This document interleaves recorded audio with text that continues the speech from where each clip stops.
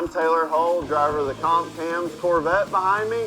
And obviously this is a different car than what we had last year. We do a Corvette. This car is super high powered, very set up for drifting, and as much as I love the Cadillac, and as good as it was to us, it was just kind of time to take that next step and move forward in our program. If you will, follow along with me. I'm going to take you for a build breakdown.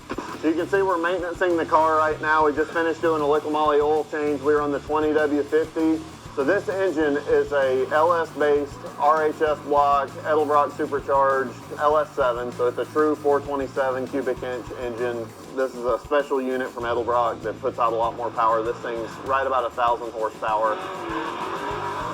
So a couple safety things you can see here. We got our OMP seats and belts. We got our FuelTech ECU right here. But right there on the side of the driveshaft tunnel, you can see that we have shifter linkage. So this thing actually has a front-mounted transmission, and to my knowledge, we are the first Corvette anywhere in the world, as far as a C6 Corvette, to have successfully completed a front-mounted transmission. Typically, it's actually mounted in the back. It's what they call a transaxle setup. So we didn't like that setup.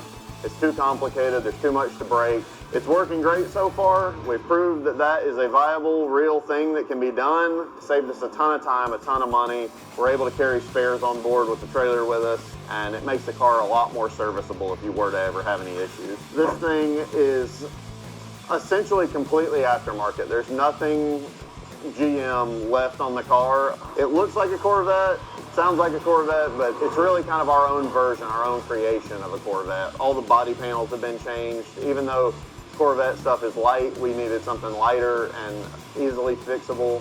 You probably saw on the front end, our front bumper's pretty trashed. We just got done with an event, and the whole world's still out of stock on everything, so we had to fix what we already had.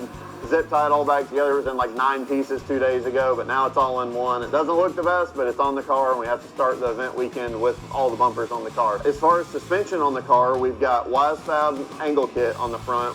We actually helped Wisefab and partnered with them on developing that prototype kit, so that's what allows us to get so much steering angle left and right, actually drift the car at a high level.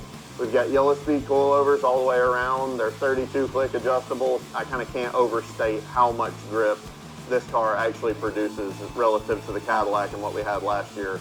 This thing is 350 pounds lighter than what we had with the Cadillac. You can see our dual caliper setup right here. This one is hooked to the handbrake, and these are hooked to the foot brake. We've got the winter's quick change tucked up in there. We run Liqui Moly gear oil in that, as well as in the transmission. We run the central hydraulic fluid in the power steering, so that pretty much covers all of our fluids, all with Liqui Moly stuff. We never have any issues out of anything as far as their products go. Typically, a Corvette has the fuel tanks on either side. It's what they call a saddlebag setup, and it kind of keeps the weight lower. But we really opted for the safe route with the fuel cell right there, and it's easily accessible for us to be able to, again, service the car. We try to make it where we can get to everything and easily do something on a 5-minute call or in between battles as quickly as possible. That's kind of a brief overview of our Corvette and kind of what makes it special, why we did it. It's lighter, it's faster. People make stuff for it. I don't have to buy it all.